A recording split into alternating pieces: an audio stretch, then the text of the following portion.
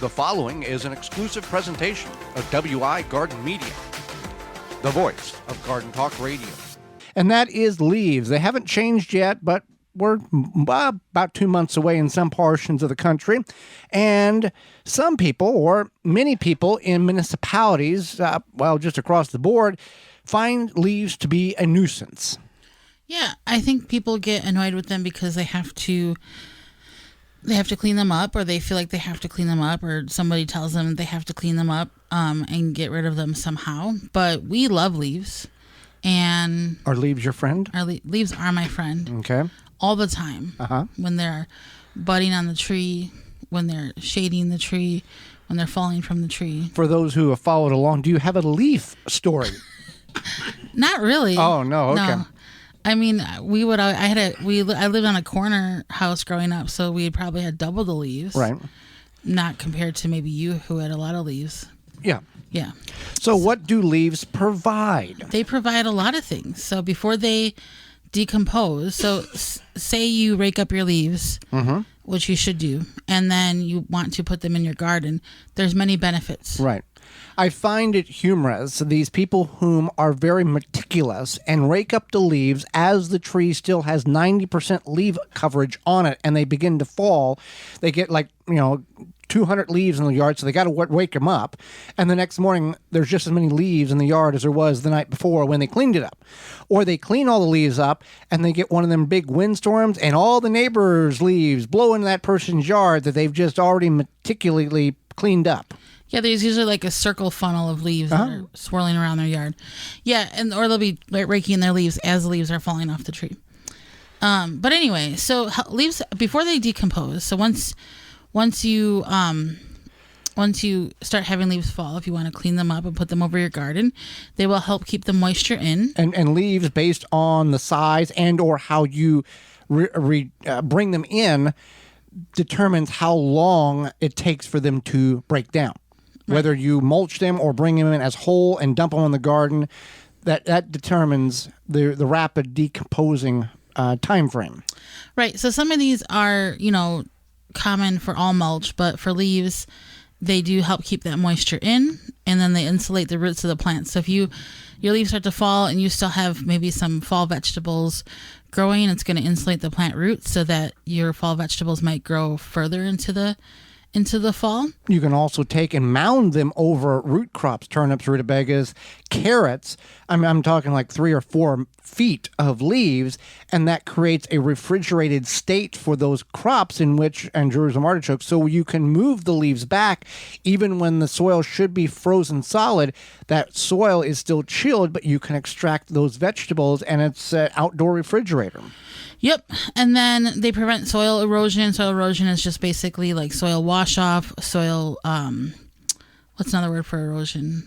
Like crumbling of the soil. Well, you look at, we've seen it in our videos, and the soil that has been covered all winter long by leaves versus the bed that has nothing on it, the soil looks dead and dried out and stressed, I guess, if that's a word to describe soil.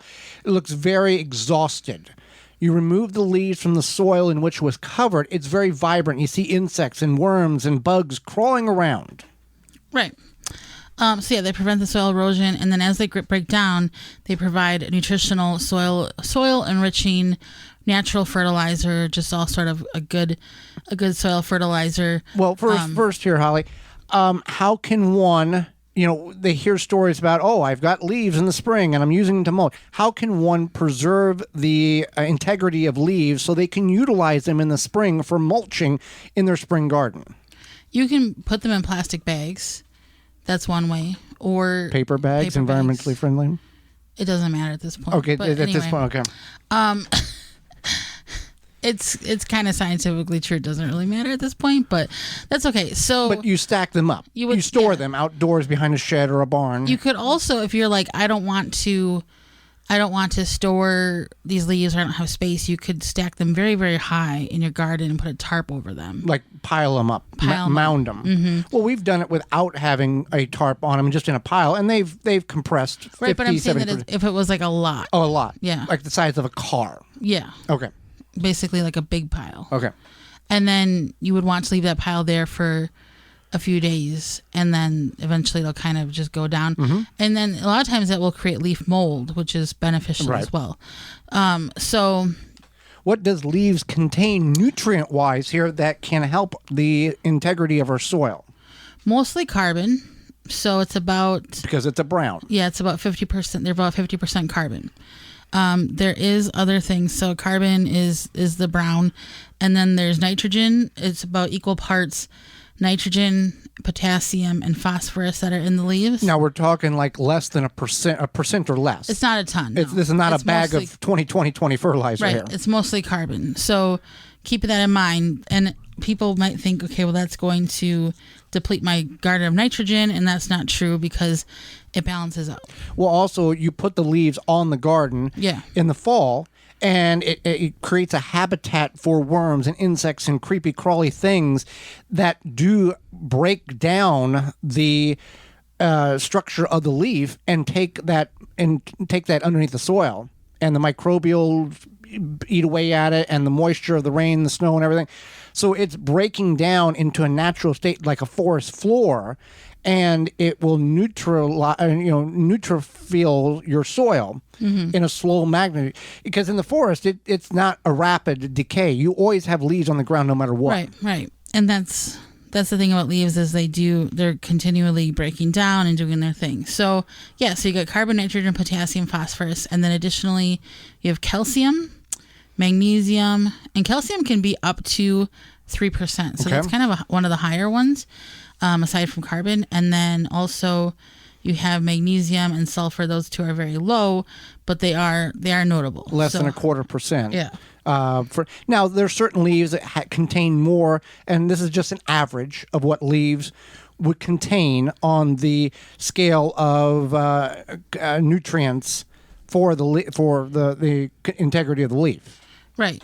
So that's just a part of it. Now, one thing I wanted to note is that when you pile the leaves in your garden, that's not just beneficial for your garden, your soil, your plants, whatever. It's also beneficial for animals, insects, microbes, and more, because it's food, it's a habitat to sustain them during those long winter months. So that's another good thing about leaves too. Well, you pile them, and we have raised beds, and we have been known to pile 3 to 3.5 foot tall arches of domes of leaves in our beds, and they will dissipate about 50 to 60% by next spring. And then if we do this in October, by June, you would walk in the garden and not even realize we had that quantity of leaves because they have all broke down into the soil in the beds. We didn't remove them. We didn't burn them. They have broken down naturally and incorporated into a organic matter into the soil. Yes, it's a lot of work, but anything is a lot of work if you want to be successful at it. Right. And that's something to keep in mind. Yeah. So there's a lot of use for leaves. Right. And there's a lot of benefits for using leaves. I really wouldn't say that there's many cons aside from having to rake them up and put them somewhere and pile them up. Right. But it's just, I don't know. I think that it's often an underutilized resource. And if you see your neighbors raking their leaves into the gutter and you only have maybe one tree, you can take those leaves. Nobody's going to stop you. Right. And, whether you mulch them or bring them in whole, the larger the leaf, the longer it's going to take to break down. But also, if you utilize that leaf in the spring, you've bagged them up, that size can prevent moisture from getting under the leaf because it's creating a repellent. It's like a tarp over the soil. So if you're trying to some other weeds out, use the larger stuff in the non-growing areas between the plants and use the smaller stuff around the plants so the permeation of water can get to the root system. And there are a few trees that that the experts say you may not want to use, but for most of us who have trees in our property or on our property, there's no wrong leaf to use. When it comes to no wrong place to shop, there's a lot of wrong places to shop. Walton's is the right place to shop for everything you need except for meat. We are brought to you today by our sponsor, Walton's Inc. We know you care about where your food comes from, canning, preserving your fruits and vegetables, but what about the meat? At Walton's Inc., you can get all the equipment, seasoning, and supplies to make sausage, jerky, and any other meat product your way to your high standards. Do you want to make snack sticks that people will actually like? Walton's created meatjuststicks.com, an informational site to help you make the best finished product. They even have a full line of their own meat grinders, mixers, and sausage stuffers to help you go from animal to edible. Walton's everything but the meat. You can use code GROW50 to save 10% off your orders of $50 or more. For more information, please visit thewisconsinvegetablegardener.com.